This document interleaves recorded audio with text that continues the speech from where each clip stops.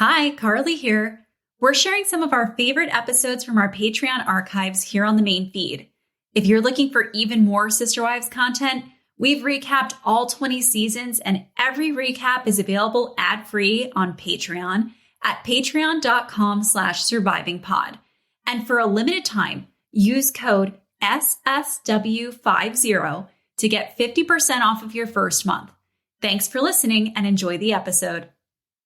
Surviving Sister Wives contains adult content that may not be suitable for Latter-day Saints or sinners. Listener discretion is advised.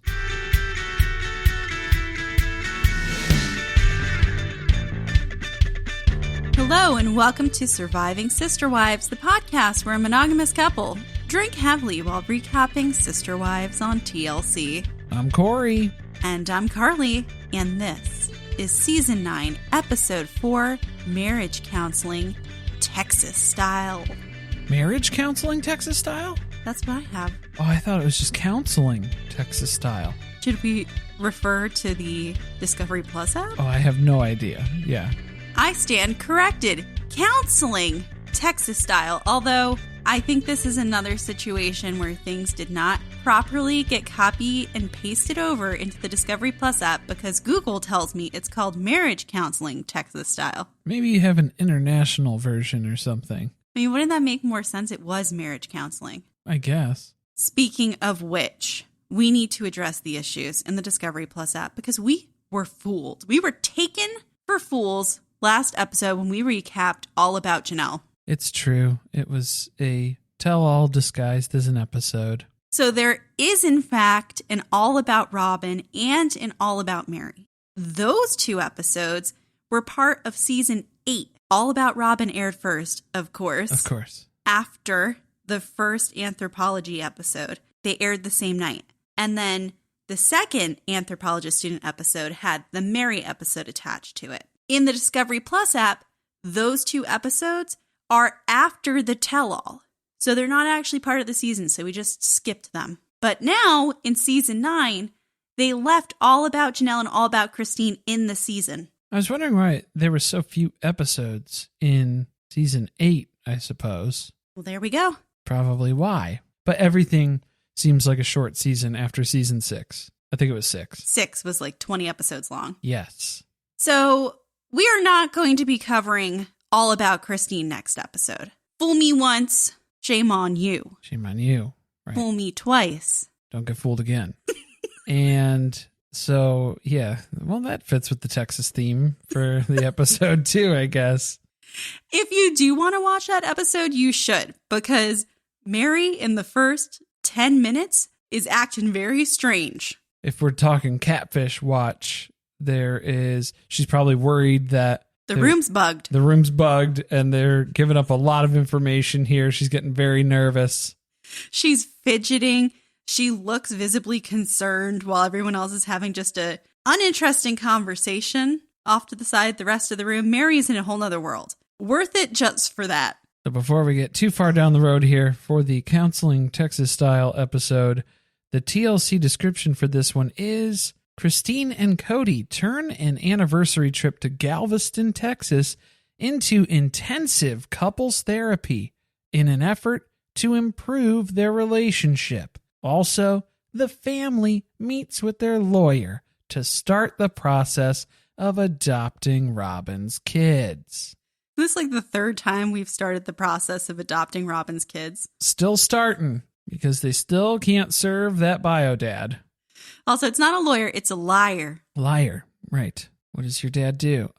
He's a liar? Oh, a lawyer. He wears a suit and he goes and talks to the judge. A lawyer. A lawyer. I have a little rewrite here. Let's hear it. Christine tries to get some booty on her anniversary trip. Kody builds a biggie housie during a therapy exercise. Robyn's ex breaks in a new pair of running shoes. For real. Man, that dude is slippery as an eel. Can't catch him. Oh, this is such a good episode. I cannot wait to talk about it.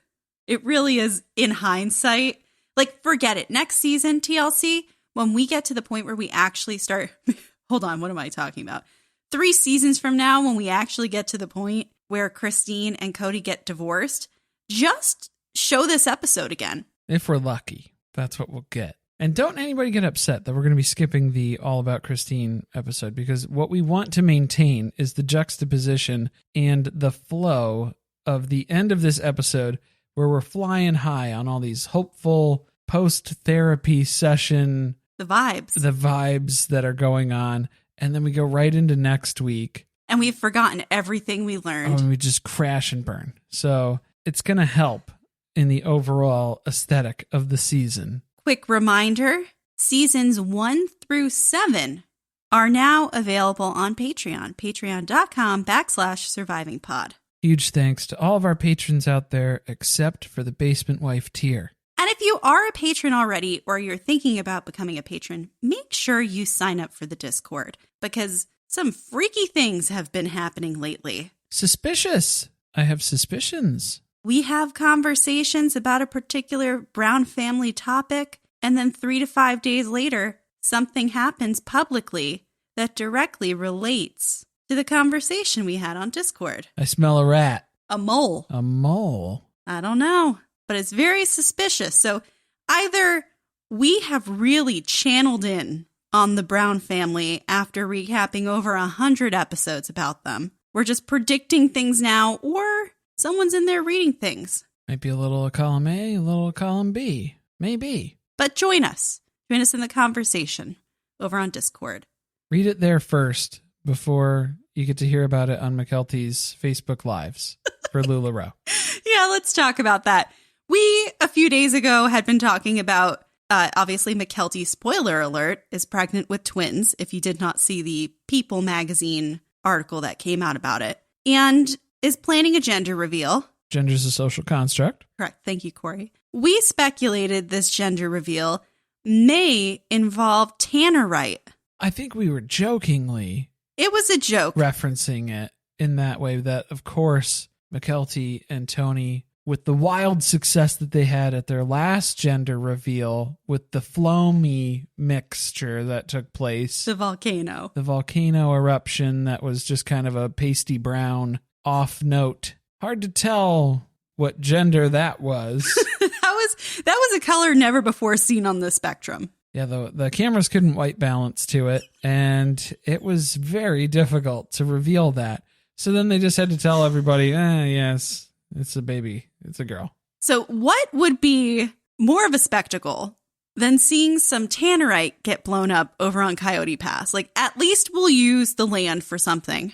It'd be a good use of the land, and you know that Kody would be all about it. Second Amendment, so he's there. So we were joking about that, and then apparently in a live, McKelty said that that's something that they would like to do, but it may not be something that TLC will allow them to do. Because you need a gun and whatnot. And then also you're blowing stuff up in Arizona, which would be risk for wildfires down there. In the heat of the summer. Dead of summer. Not great. And based on how the last gender reveal went, maybe we should leave the explosives out of it. Yeah, I don't want them mixing up those boxes and those bags. I really don't. So let's play it safe, do the right thing, maybe leave the high explosives alone for this one. I think we have a legal wife voicemail this week, Corey. We do, from legal wife Jen. Hey, Corey and Carly. This is legal wife Jen, and my question for you today is, who do you think of the 4 adults has benefited most from the show? As far as growth as a person, keeping true to who they seem to be or who they are as a person. My vote would be obviously Christine. She's finally broken free. She's seen that there's life beyond this cultish, polygamist lifestyle. And she doesn't have to be a basement wife. She doesn't have to be stuck in a loveless, horrible marriage.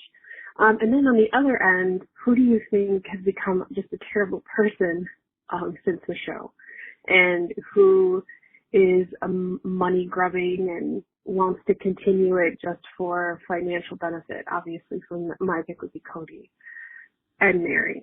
So also, I want to add that I am here for Confronting Mary, the show. I would love to see that happen because I just can't stand Mary. I would love if you were hosting it, but I am here for Confronting Mary. Thanks, guys. You're great. Bye-bye. Thank you so much for leaving us that voicemail, Jen. And this is a really good question. So, Corey, who do you think has changed for the better? I don't know if she's changed for the better, but I feel like Janelle has benefited most. Okay, more than Christine? More than Christine. And why do you think that? She got everything that she wanted out of this arrangement, with little to no detriment to her, aside from dealing with Mary, which again would just be season 1 of Confronting Mary, which I think we could probably push for. I agree that Janelle has had a lot of character growth in the fact that even watching All About Janelle last week, we see how hesitant she was to express any of her own opinions about things. And I think that's changed a bit. I wouldn't say it's changed a ton, but that's changed a bit. And I think that was probably very hard for Janelle to do. Plus, she didn't have to give up too much. She didn't have to sacrifice too much. I think the net value add, she got the most out of it because she had Christine to raise all of her kids. She still got to go out and work and be a career woman that she always wanted to be. And it's a pretty sweet setup. Got the money coming from TLC. She hasn't had a big blow to her reputation, right? Kody, Robyn, Mary, I think the 3 of them have done the worst in that category. Yeah.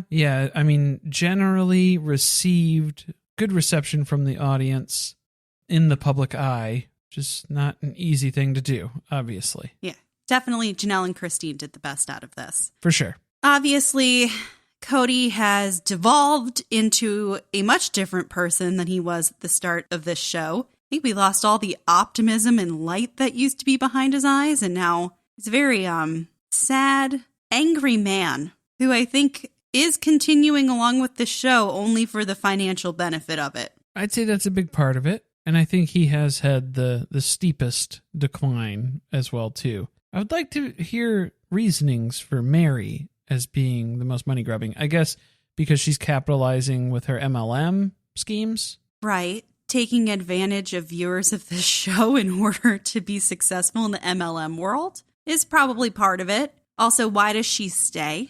That's a big thing people always ask her. Why are you still here? You don't have a relationship with Kody anymore. It doesn't seem like much of the family enjoys being around you, so why do you stay? So is it just because she has a contract with the show? Although I think we're going to see that doesn't matter because Christine is filming for season 17. Right, and I think the person who asks her the most why she's still here is Kody, so I don't know if that's a good thing or bad thing. It means something, probably.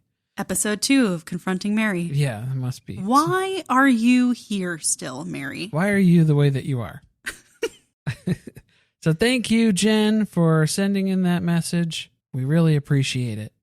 Here we go. Get ready for this episode. It is going to blow your minds. We got a lot of stuff to talk about. So we're going to start things off over here at Robyn's house, which is a fucking mess, by the way. We're in the office, or what I'm assuming is the headquarters of my sister wife's closet. Robyn is dressed like the Hamburglar. I thought that was interesting, yeah, that she's going to see their lawyer, Ronald McDonald Esquire, dressed as the Hamburglar just to antagonize him? Or, I'm not sure. I don't know what the end game is yet. So she's dressed like a cartoon character. She's rummaging through a filing cabinet looking for her divorce papers. The filing cabinet has a neon Heineken sign on top of it. Yeah, I thought that was an interesting decoration piece there. That's just the beginning, because then to her right, next to the filing cabinet, is a gumball machine. Do you think she even knows what Heineken is? I think she just liked the glow of the light. She's really into neon lights. Remember, there's another one in their bedroom when we had the episode where they got to redo their rooms. Right. Yes. There's the little tropical breeze one. Yeah. She's got a thing for neon. Gumball machines, neon lights, those little, what are those dolls? Precious moments. The precious moment. I was going to say my precious dolls. And I was like, that's not it. Nope. No, that's different. I somehow am able to make Lord of the Rings references without understanding Lord of the Rings at all. That's true. Yeah. Where were we? She's looking for her divorce papers so that they can bring them to Ronald McDonald. But I don't know if she forgets Ron's name here. She kind of is describing this in slow motion. It's like she's looking for her divorce papers to take to Ron. Something glitched. something glitched in the Matrix and she just slowed down. It was like, is Ron using an alias to be on TV and you had to check for a second if you were saying the right name? Ronald McDonald. It's been 3 weeks. It's been 3 weeks. 3 weeks of legal hell trying to adopt Dayton, Aurora, and Brianna. Dayton, Aurora, and Brianna, but it's worth it. They filed the adoption paperwork in Montana because they think they have a better chance of adopting as a polygamous family in Montana, and because they thought it would be easier for Robyn's ex. But I'm pretty sure the former was a bigger part of that decision. Probably, yeah. So we're going to talk to Ron Reynolds, attorney at law. Who are you divorcing today, Kody? That's the question of the day. Because he's the guy who helped with Mary's divorce, but we're not divorcing anybody. We're trying to do the adoption stuff now. So we're getting the whole lowdown, the whole update as far as where we are, where everything was left off. Are they filing in Montana? Are they filing in Nevada? We don't know. They need more legal counsel because Robyn is using the lawyer that helped with her divorce in Montana from her ex. Sasha. And Sasha's not getting the job done fast enough. Sasha sucks, is what I'm gathering here. They did all of the work of filing everything in Montana. And then Sasha tells them, you know what? You really need to file this paperwork in Nevada. Because she's getting paid by the hour. So she's like, well, we already filed all this stuff, but boy, this is hard. So let's go ahead and file it again in Nevada. Part of the reason why they have to file in Nevada is because they've hit some roadblocks, one of which is Robyn's ex. Yeah, I like how there was no new information at all, though. We just kind of kept recapping all of these things that we've already discussed at length past 2 episodes. But just in case you forgot, because we did have the All About Janelle in between, we'll give you a nice little catch-up here, like Robyn's jacket. Catch-up. They've been trying to serve Robyn's ex up in Montana, but he has been evading the server. He's not responding to anything. He's not picking up the phone. Someone saw him run out the back door of a building, which I assume was his home, when somebody rang the front doorbell trying to get him the paperwork to be served. You can't catch him. Catch me if you can. And that's a big problem because the original plan was just to do everything in Montana so that Robyn's ex didn't have to travel to Nevada for all the hearings. They figured that would be impossible for him to do, but now that's what we're going to do. Now he's going to have to impersonate a pilot. He's going to have to go full Frank Abagnale Jr.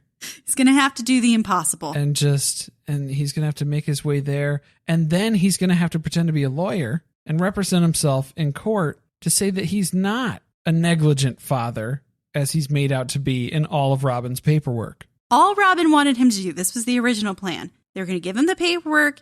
He was going to sign it. That would be that. He'd be giving up his rights voluntarily. But now they're going to have to refile everything in Nevada. What will likely happen is he will not show up because he can't travel the distance to come there, and he'll be declared a negligent parent. And then you got that hanging over your head for the rest of your life. But what that allows the court to do is strip him of his parental rights so that Kody then can adopt Dayton, Aurora, and Brianna. Bingo. And that's what Robyn was trying to avoid here. She just wanted him to just sign it over. Just sign it over and be done with it. I don't want to have to go through all this other legal process. It's so much less damaging for your children to think that their father voluntarily gave up his rights to you. Right, but then Robyn would be hurting his current family by having a court declare him a deadbeat dad. That's not a title they just give out for free, you know. Robyn is trying to explain all of this on the couch with the adults, and she starts having a panic attack. Well, she doesn't know what's happening. She can't breathe and she can't talk. The looks on the other adults' faces, they don't know what's going on. Yet nobody is concerned enough to get up and check on her. Well, at least Kody didn't scoop her up in his arms and carry her off to the bedroom in this moment like he did with Aurora's panic attack in more recent seasons. Then we come back and Robyn is sitting in a chair alone now in a room. So I guess she couldn't handle the pressure of talking about it on the couch in front of the other adults. But she doesn't know what happened to her. She doesn't want to go to war with her ex. And that's what it feels like this is starting to turn into. It's a lot of pressure. After hearing all these different repercussions, all the fallout that could happen at Ron's office, just makes it sound so serious. And That's not what she signed up for. She just wanted it quick and easy. Easy peasy. But that is what Ronald McDonald promises to them now, because he says, you know what? You hire me, you can potentially adopt these kids as soon as next week. Ron, you're hired. And Ron had to rebut that as well. Oh, unfortunately. Yep. I am hired. This is a devastating situation for a family, but you have a lot of excitement in your voice, Kody. And I'm not looking forward to representing you legally, but I guess if you're paying, then yes. Okay, great. That is all we will talk about for this episode with Dayton Rohr and Brianna's adoption, because now we are on to the meat and potatoes of this episode. It's the good stuff. Yeah, because Kody is leaving Janelle's house. He's getting ready to go on this hell trip with Christine, I'm sure, as he sees it in his mind. But he's got to swing by Robyn's house first, too, where his bags are already packed and waiting for him at the front door, because Robyn is a dutiful wife like that. So as we pause this to notice the 2 bags that are packed by the front door waiting for him, we noticed there is another gumball machine at the front door of Robyn's house. This one is shaped like a rocket ship. Well, I don't know if I can't say for sure if it was a gumball machine. It was something that you put a coin in and it dispenses something. It was a coin-operated dispensing machine of some kind. Is this what Robyn is spending all of the show money on? Does she collect these? Okay, can we talk about what it must be like when Janelle walks in that house and sees a collection of gumball machines in various rooms? Neon lights as far as the eye can see. You know that she hates that shit. Silk roses in the entryway as well, too. Yes, there was quite a display set up. There were some silk rose petals. There was a miniature doll table and a set of chairs, like little patio furniture for dolls. Kind of weird. It looked like it was for Valentine's Day or something, which again, catfish watch. So we know this is sometime February or potentially like early March, because Christine and Kody's anniversary is in March. Getting close. Catfish shows up in March. Getting dangerously close. So with a family this size, it takes a long time to say goodbye to all the kids, all the wives, because Kody's going out of town. And I'll go ahead and be the first to say it. It's weird to kiss your stepdaughter on the lips. Yeah. I don't care. You could say that I'm out of my element to make that judgment call. I'm going to go ahead and say that. It's weird. You know why it feels extra uncomfortable? Because we don't see him kiss many of his own wives on the lips on this show. It's true. Well, specifically Christine. Mostly Christine. And Mary. Well, Mary now. Yeah. Well, Kody is getting ready to go out of town because they are celebrating their 21st anniversary. Whoopsie doopsie. Yeah. Just feels like so much longer than it actually has been. Right. And the motive here is very strange. To have the desire to go visit Galveston, Texas, to go see their former therapist, Pat. You remember Delicious Pat from a few seasons ago?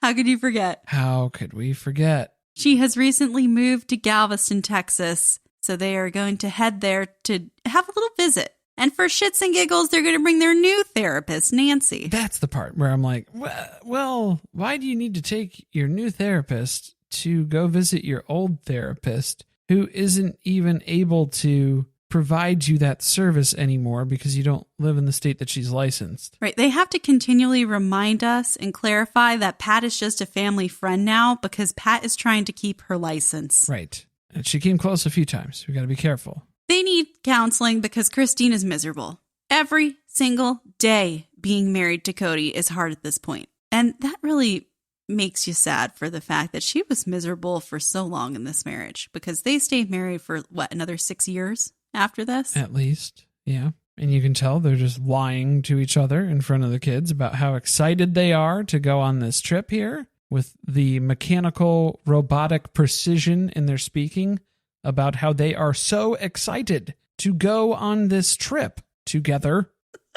Kody just thinks they're just going to go for a long walk on the beach and they'll have a breakthrough, fix everything that's wrong with their relationship. That simple. Yeah, we've been going to Nancy for regular therapy, but we're going to need something a little more intense. So that's where we're going to make this trip of it and add in our old therapist dynamic as well, too. Really ramp it up here. Nancy had to be psyched because what do you think she was getting paid? To go on a trip, to travel with them? and provide therapy services? Is she allowed to do stuff in Texas? Did she get licensed in Texas just so she could go on this trip? That's a good question. Maybe she's national because it's for broadcast purposes too. I don't know. Who knows? Who knows what's going on It's here? hard to tell. We fast forward and we're in Galveston. Well, I liked who drove them to the airport? Mary. Someone else who needs to go to marriage counseling. All reliable Mary. And I liked the symbolism here as well, too, that Kody is bringing a ton of baggage on this trip. He's overloading Mary's car on the drive to the airport. Why does he always have so much stuff? You own like 18 lavender-colored shirts, sir. And he probably had to pack like the singlet that he wore when he won state his senior year. He has to pack that. Not that he's going to put it on, but just so he has it. He has to look at it once in a while. Yeah, he's got to have it close by. Robyn's in one of the suitcases. No, she's not. No, she's not. Anyway, we get to Galveston because they took a plane they didn't drive, so this trip was much quicker than usual. Very quick. They arrive at the B&B that they're staying in, which looks just as haunted as Mary's B&B. It's true. And Pat arrives with some pirate's booty as a gift. Won't Maddie be jealous? How many puka shells are in there? Maddie did have the wardrobe, so maybe they should have borrowed something from her. They wouldn't need the wigs and the costume attire that they later wear. Not as much, at least, yeah. Poor Pat, she congratulates them on their anniversary because apparently she has no idea how bad of a place they're in. It seems like Cody's relationship with Pat is better than his relationship with Christine because he's very excited to see Pat. And Kody admits that he platonically loves Pat because she has a gift for validation. And that's something that he severely lacks in his life. How do you lack validation when you have 4 wives to validate you constantly? But they don't, I guess, is what he's saying. And Cody's not crazy about Nancy. We got Nancy, the new therapist, but she's kind of meh because she holds him accountable to stuff. And that's like a drag. It's so true. That's why he loves Pat, because she tells him everything that he feels is completely warranted. And Nancy wants him to actually be accountable for his actions, which is something we know Kody Brown is not good at.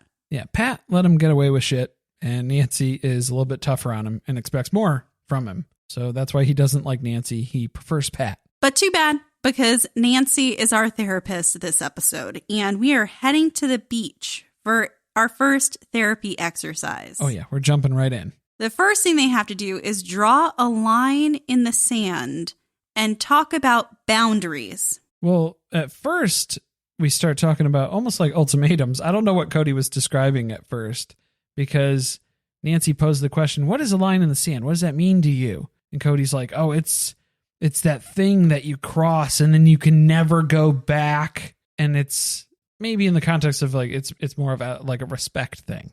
Maybe can we approach it in that way instead of like this end all be all deal breaker type thing that you have? Do you think that sounds like a man who holds grudges though? Because that's not Kody.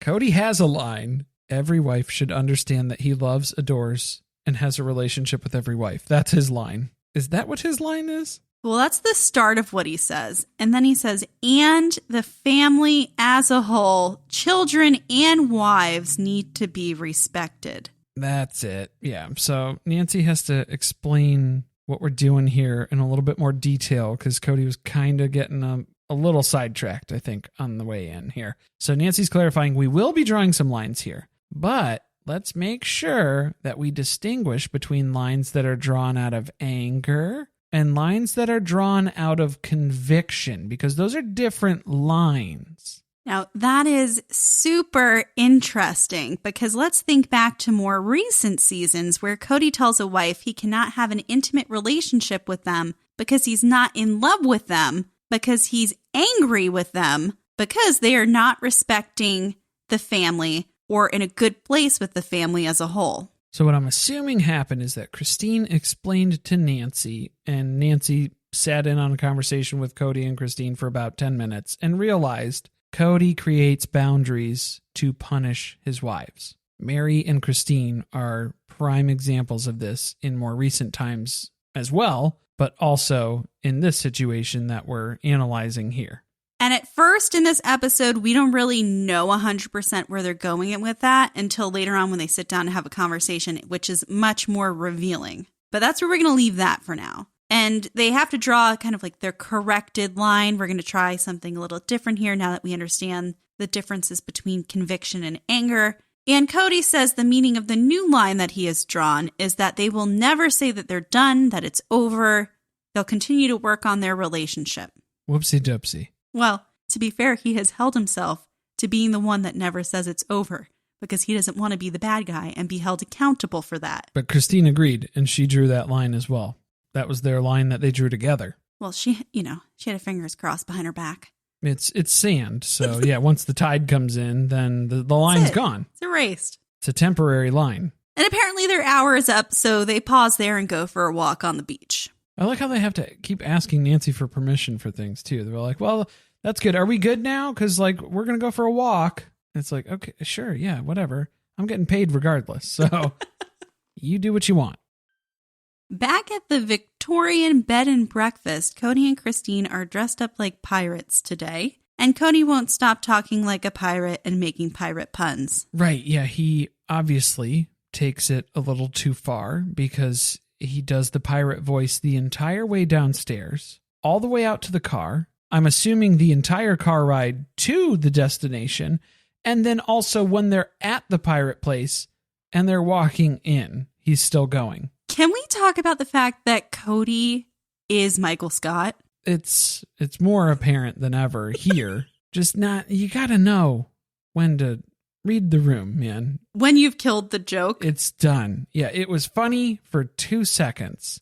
Some things you can keep going and it's still funny. Not this one. Not this one. Nope, you missed it. Oh, why are they dressed up and talking like pirates? Because they are heading to Pirates, Legends of the Gulf Coast, which has mixed reviews on TripAdvisor if you're interested. I'll keep that in mind. Let's not recap this in depth. It's super cheesy. It's really dark in there, so you can barely see what's going on. Nancy is lurking in the background, observing them. Yeah, that's fun. I thought it was interesting where, yeah, the main takeaway here being that usually when they have fun, when they're in a rough spot in their marriage, Christine still brings up the fact that they need to work on their relationship, which physically pains Kody. And they're having fun today, so that means it's time to do a sit down on the porch of the B&B with Nancy to have a more serious conversation about their relationship. Right, that was all anniversary, so now it's time for therapy on the porch. Nancy opens this session by asking Kody what trust means in terms of intimacy with Christine.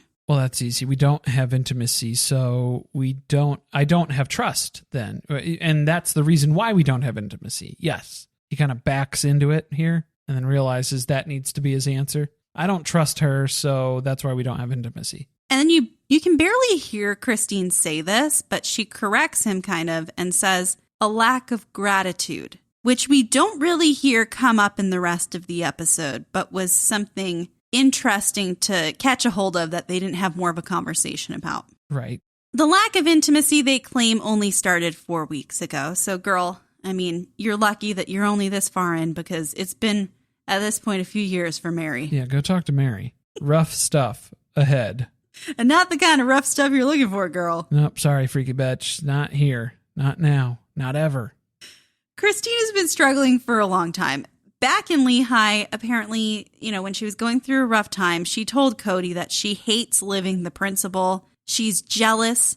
She's angry. She hates watching him have these loving relationships with his other wives. And Kody latched on to the fact that she said she hated the principle and has never let go of that. That was his main takeaway from this, is that Christine hates polygamy.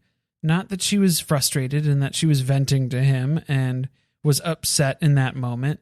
No, had postpartum depression. Right, none of those things. That's not the stuff to focus on. It's the fact that she said that she hates polygamy. So that's a staple thing. That's her now, which I think is hilarious because in more recent seasons, Kody has said those things about hating polygamy himself. But again, not a man who holds grudges. Still a claim that we have this season. Don't hold a grudge. Why would anyone say that? Yes, I hate polygamy. I've said it on camera multiple times. But I'm mad that Christine said it. but it's wrong that she said it. And she meant it when she said it. I was just saying it. So what is Kody asking of Christine? What he wants is for her to appreciate their family. So I guess that's the gratitude aspect of it. And doing that is what is going to build trust with him and open the door back up to intimacy. So basically, kiss Robyn's ass and we'll be all good. Because we know that this goes back to the fact that Christine was not welcoming of Robyn in the very beginning. Meanwhile, back in Vegas, Truly is running wild. Annie is doing grandma stuff. She's watching the kids, minus Gwen, of course, but they're doing well. It's good. She's happy that Christine and Kody have this opportunity to go get some therapy because Lord knows they need it. She's just so happy to have a break from them for a little while, let's be real. It must be very uncomfortable to live in that house with two people who are not getting along in their marriage and having to be on fly on the wall as an adult witnessing it. Yeah, it'd be weird. And Truly doesn't even want to talk about it. I don't want to talk about my mommy and daddy, she says in air quotes. My supposed, alleged mother and father. She meant to put them just around daddy because, Logan is the official Brown family father. Yeah, she came close. Now we're back in Texas. I don't know why we took that small little departure because nothing interesting was happening back in Vegas at all. No, not at all. So yeah, we got another beach day though.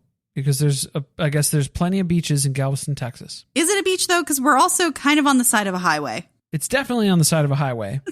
And is it a beach, though? It's covered in rocks. I guess there is some sand around. It's just a shoreline. It's a lot of rocks. But we need rocks because today, Nancy is asking Kody and Christine to build something with these rocks that's symbolic of their anniversary. Ah, symbolic of your anniversary. So whether you want to use a certain number of rocks maybe that represent the years that you've been together or number of kids, but just cooperate together. Let's build something together. This exercise is going to be the most telling part of the episode because we start out and Cody's just grabbing rocks.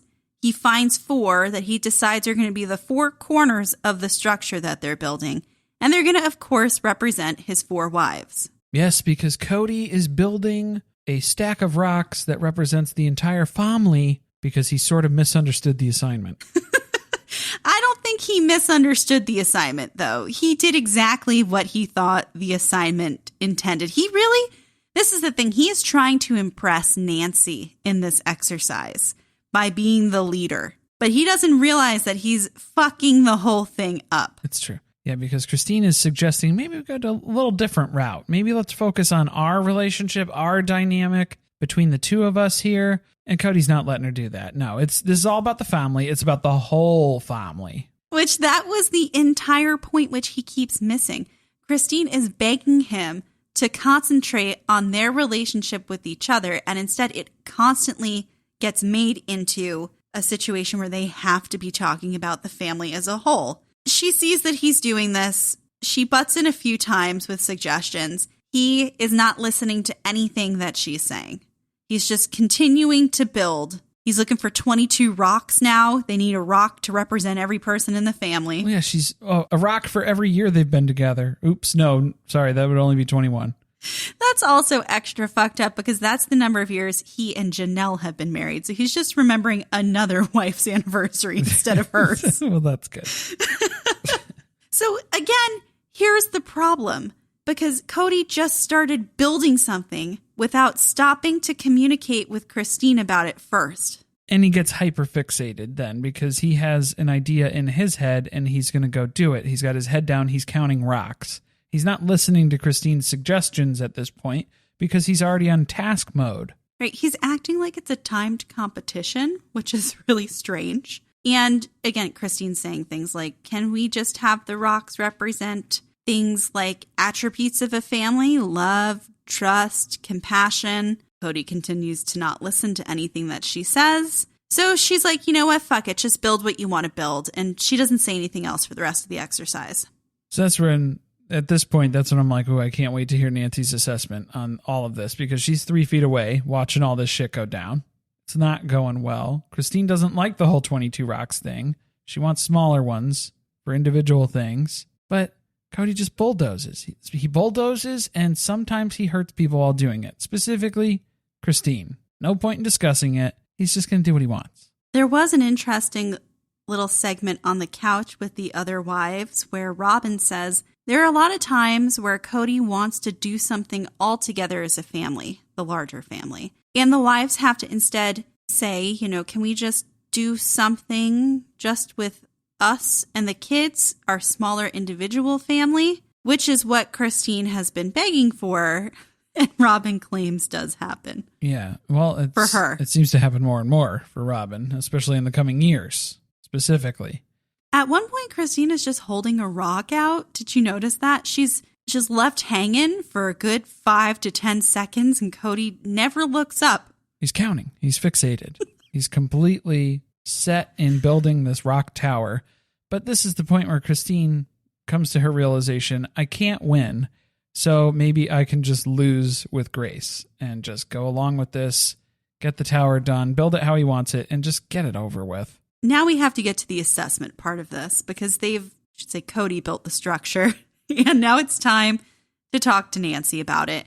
They know they didn't work as a team on this together. And Kody first says, well, I was the leader, which to me was a positive in his mind because we see how the position of leader is held up in this family. Right. What he doesn't realize was that he took control of the situation in a way that left Christine on the sidelines, even though she wanted to participate. And then he asks her, was I bossy?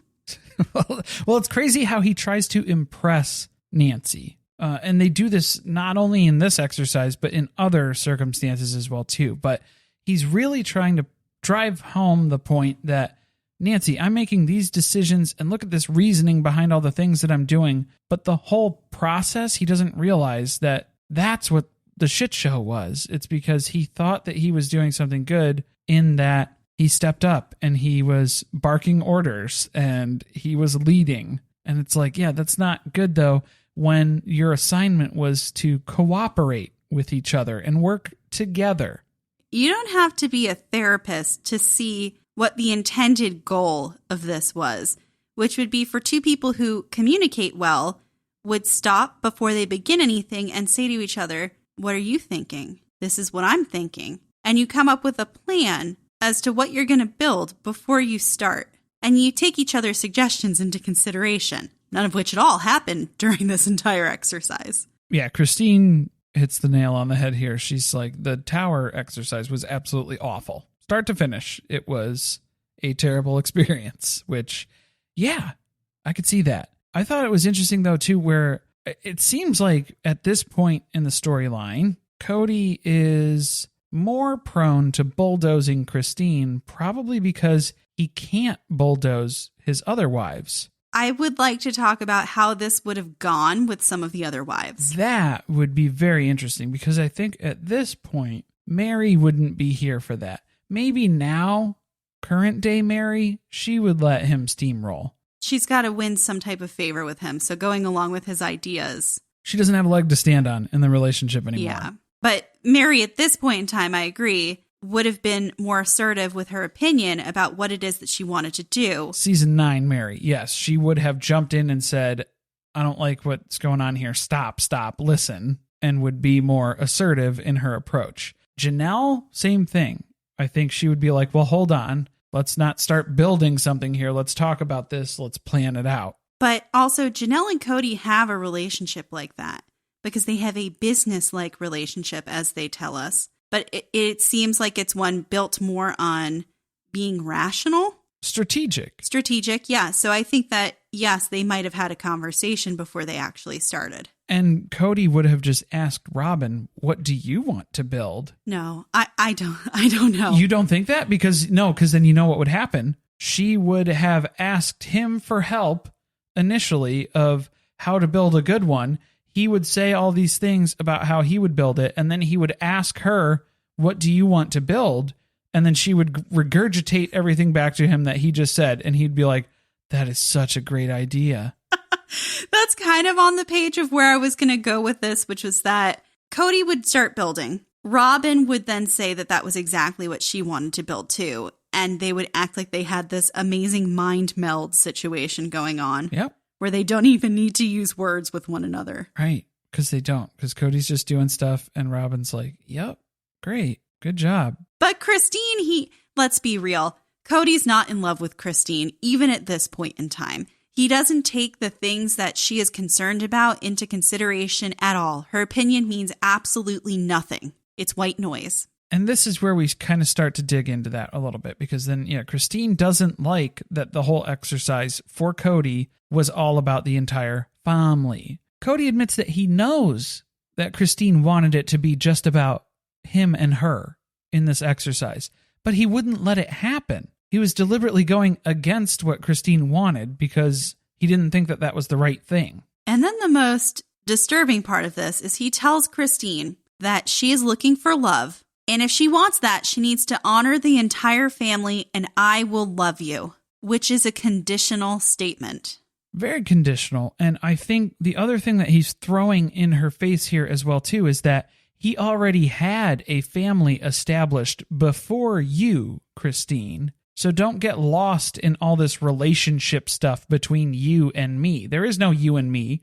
There is the family. Because remember that family that Kody had built with the two sister wives who fucking hated each other and were falling apart at the seams? It was going real well. And he needed to bring in an emergency third wife to be the referee and the peacemaker? Yeah, that was the family that he had made. So then even in that, Christine made the family what it is today, and he can't even credit her with that. Also, how about recognize me as an individual and I will feel honored as part of this family? You can be a member of a larger family and still be appreciated as an individual person involved in the family, too. You can do those two things simultaneously and separately. Nancy finally speaks up now, and she points out that she observed Christine decide to stop trying to make suggestions because even after she made 2 or 3 different suggestions, Kody just ignored her and kept doing what he wanted. And Kody admits, yeah, I did railroad you in this exercise, and I'm not sorry for that. What? Because for him, the value of the family, he's trying to say he was right. You were focusing on us, and focusing on us isn't what we're supposed to be doing here. We're supposed to be focusing on the whole family. That's just a way, in my opinion, for him to deflect from having to deal with the fact that he is not able to repair this relationship with Christine in the way that she wants it. Like, I don't think he can get to that place where they have a romantic marriage, as he's put it.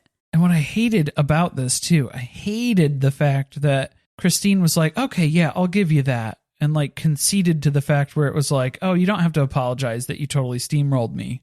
And she starts to grovel where she's like, all I ask is that you trust me. I can give you that. And then he's like, oh, okay, well then what do you want in return? Because it's a tit for tat marriage. So what are we doing here? Right. This is a pattern that we've seen in their relationship where Kody does something to upset Christine, and then he offers her something in exchange so that she can have a win that she feels good about when she walks away.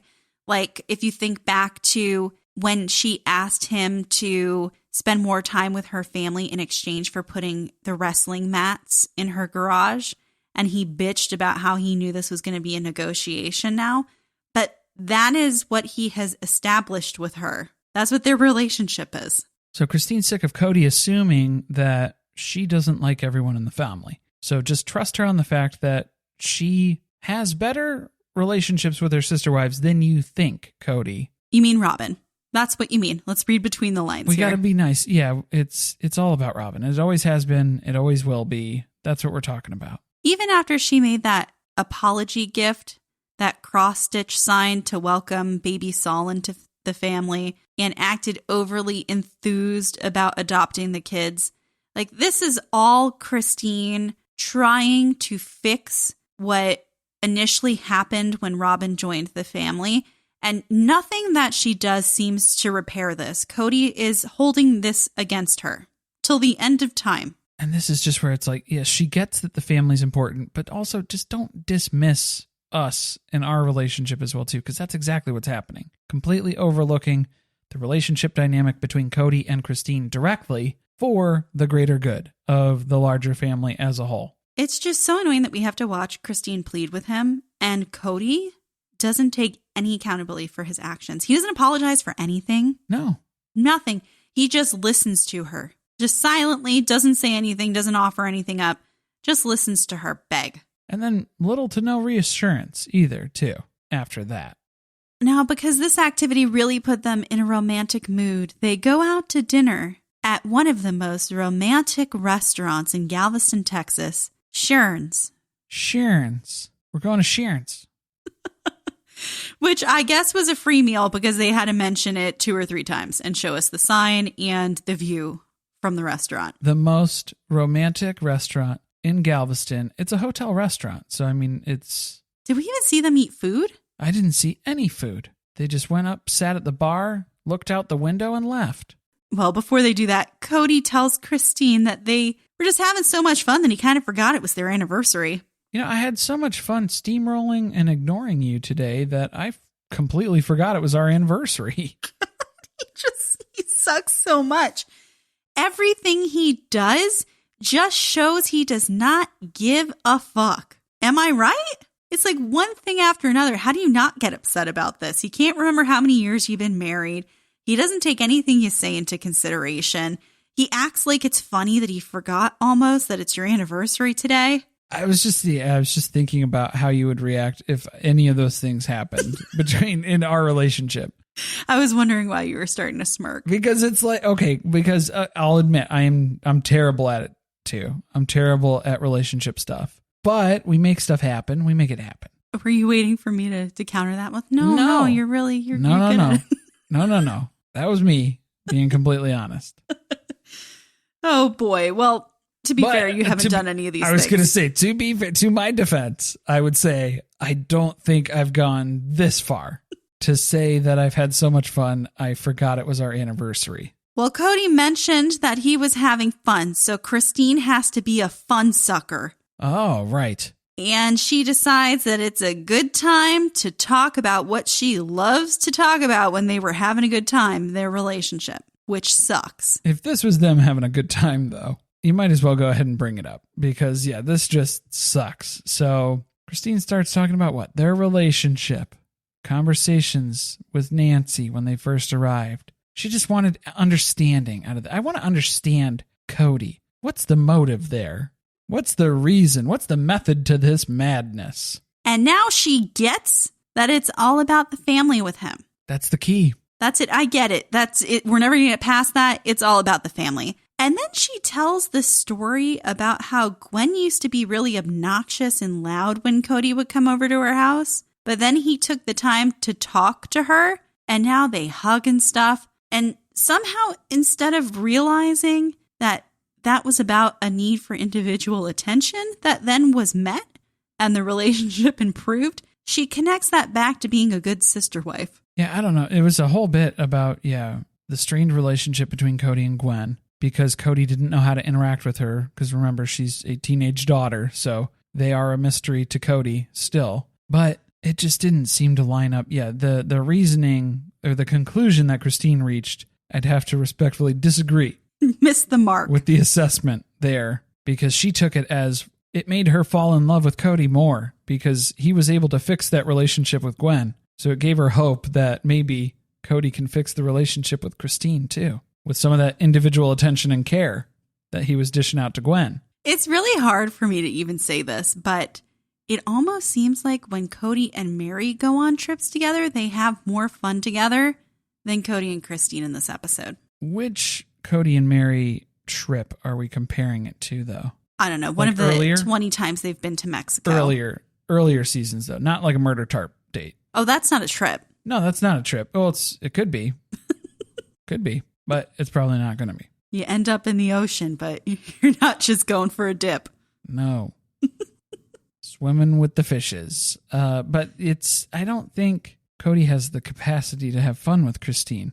They're goofy, as Janelle pointed out. Yes. Kody and Christine can be goofy together, but I don't think they can have fun necessarily. I don't think it runs that deep, right? You know what it is, too? It's because Kody gets shitty when Christine steals the attention, steals the spotlight away from him. That's what it comes down to, I think. Oh, yeah, I think he has a big problem with that.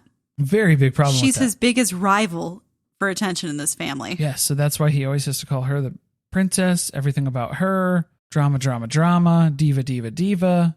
If you spot it, you got it. We have to break up the momentum of this episode, so we're back in Vegas now. And Janelle is trying to get the kids to clean up dinner. The boys are messing around, so she's having a hard time without Kody here to straighten them out. Yeah, Garrison's all hopped up on mayo again. As soon as I saw the mayo bottle, I got nervous. I was scared. I was like, don't pick up a knife. Don't go for it. Spoon. No utensils, please. Keep it shut. Keep the jar shut. Put it in the fridge. Step away. Put it down, step away. But there was bread that was out too. So it was like, all right, at least he's got like a normal vehicle for transporting that mayo into his body. But, Janelle is just happy that Christine and Kody had this time to go away somewhere further than the Vegas Strip. Must be nice. Janelle's getting a little shitty maybe, but no, she's happy. She's happy for him. She seemed genuinely happy for them. Okay, good.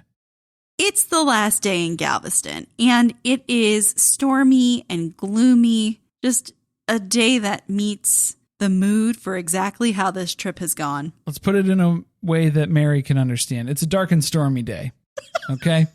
Mary loves a good dark and stormy. It's a dark and stormy kind of day. And they are meeting up with Pat on the beach. And she's, again, not legally able to provide therapy here in Texas, but she still gives good advice, according to Kody and Christine. So let's hear it, Kody. What did you learn? Kody says he's learned to be at peace when his wives are blue. He needs to validate when Christine is in pain. I don't know why it bothers me so much when he refers to his wives being blue. I don't know why that feels like such an Andy Griffith type thing. It is really annoying that he starts talking like he's in a folktale or something. It's also irritating because we're talking about a serious situation and he's like kind of making light of it. Like he's going to start talking in rhyme soon or something. When she's got the sad feelings and I don't know. I think it's called PMS. I don't know. Maybe you heard of it.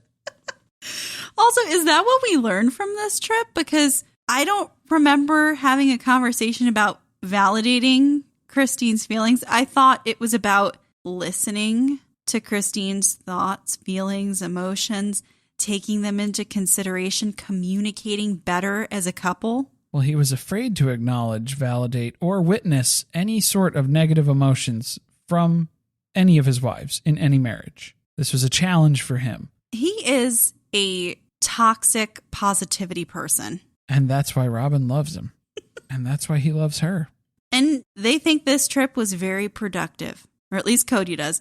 Christine thinks they just need to work on seeing the good in each other. I think we're past that, don't you? 21 years in. Yeah, how else did you get here? There's got to be something in there, right? I think she means Kody needs to see the good in her because he doesn't trust her. That's what it is. Yeah, know that her intentions are true. The only wife who has true intentions at all times is Robyn, though. The truest of them all. Did you like the little parable here, the little story that we got from Kody as well, too, where it was these lessons that he's learned, not only this week, but also from one of his other wives recently, who mentioned, when I'm going through hell, I just need you to lie down there with me.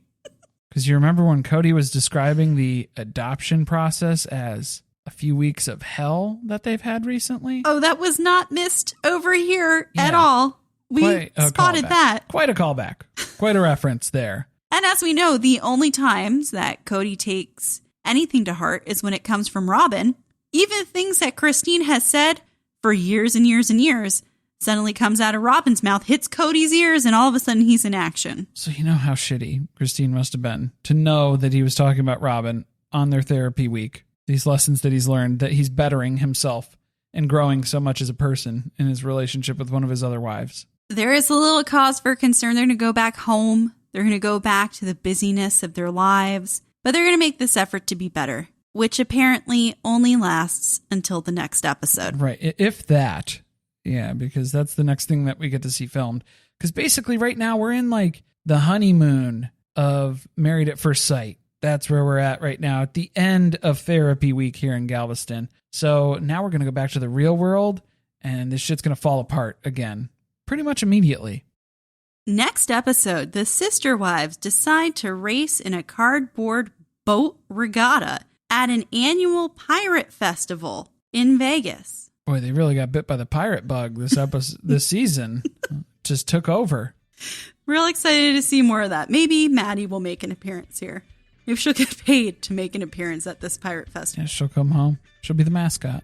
Janelle's family will build one cardboard boat, and Christine and Robyn's families will build another. Mary's not included. Oh, right. I can't wait to see what she's doing instead. Texting the catfish, probably.